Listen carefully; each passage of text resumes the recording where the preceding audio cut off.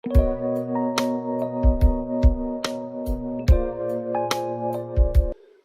Friends, good morning. मैं Virendra Kumar advocate फिर से आपका स्वागत करता हूं अपने चैनल पर। तो फ्रेंड्स, जैसा कि आप जानते हैं, हम डिस्कस कर रहे हैं भारतीय न्याय संहिता का चैप्टर 3 जो है जनरल एक्सेप्शन, मतलब डिफेंस जिसमें आपको बताए गए हैं उसके बारे में है वो पूरा। आज हम डिस्कस करेंगे इस चैप्टर का, जो चैप्टर 3 है जनरल एक्सेप्शन का लास्ट सेक्शन, वो है सेक्शन 44। फिर इसके बाद हमारा जो है नया चैप्टर शुरू हो जाएगा। तो फ्रेंड्स, आइए देखते हैं क्या कहता है section 44। Right of private defence against deadly assault when there is a risk of harm to innocent person. एक इसके बारे में बोलता है कि जब आपके ऊपर आक्रमण होता है और आपका राइट ऑफ प्राइवेट डिफेंस भी है वहां पर, लेकिन वहां जैसे भीड़ भाड़ वाले इलाके होते हैं, वहाँ इनोसेंट पर्सन को अगर आप अपना right of private defence exercise करते हैं तो उनको नुकसान हो सकता है। तो उसमें भी आपका राइट ऑफ प्राइवेट डिफेंस है, इसके बारे में ये बोल रहा है। तो आइए देखते हैं पूरा सेक्शन की लैंग्वेज।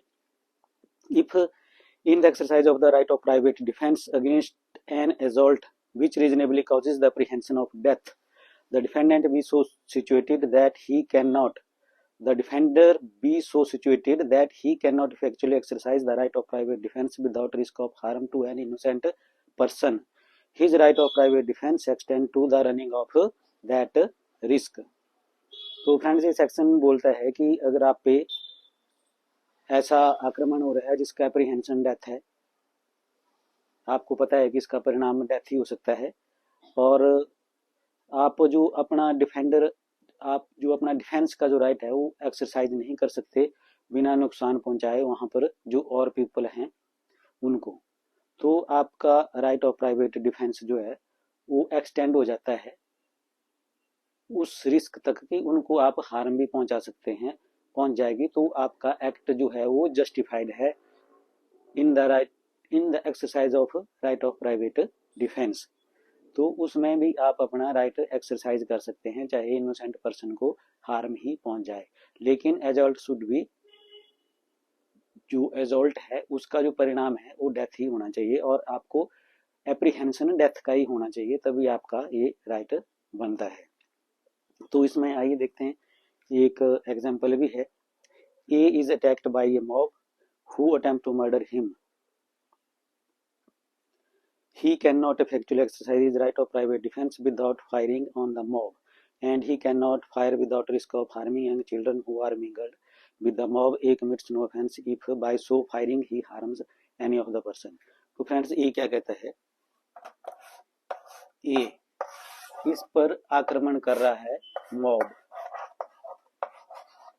डेडली आक्रमण कि इसका जो डेथ ही उसका परिणाम होगा।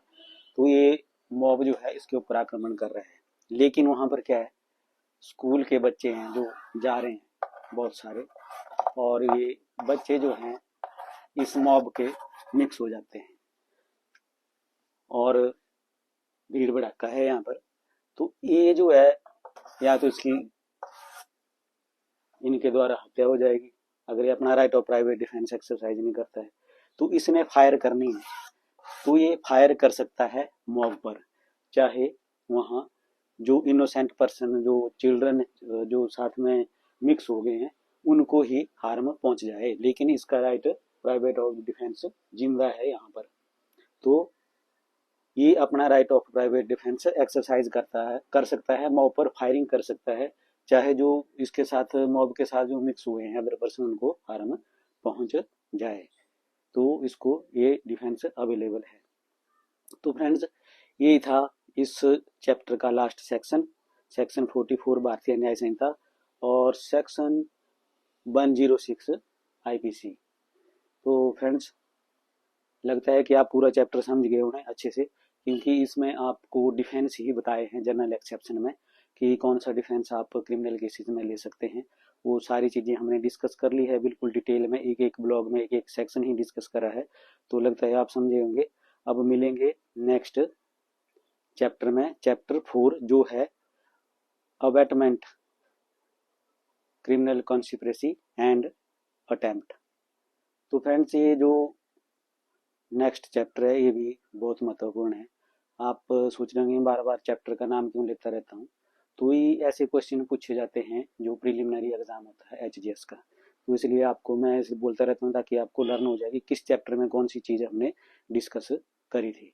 तो ठीक है फ्रेंड्स, मिलते हैं नेक्स्ट ब्लॉग में। टिल देन बने रहिए मेरे साथ, like subscribe and share my channel.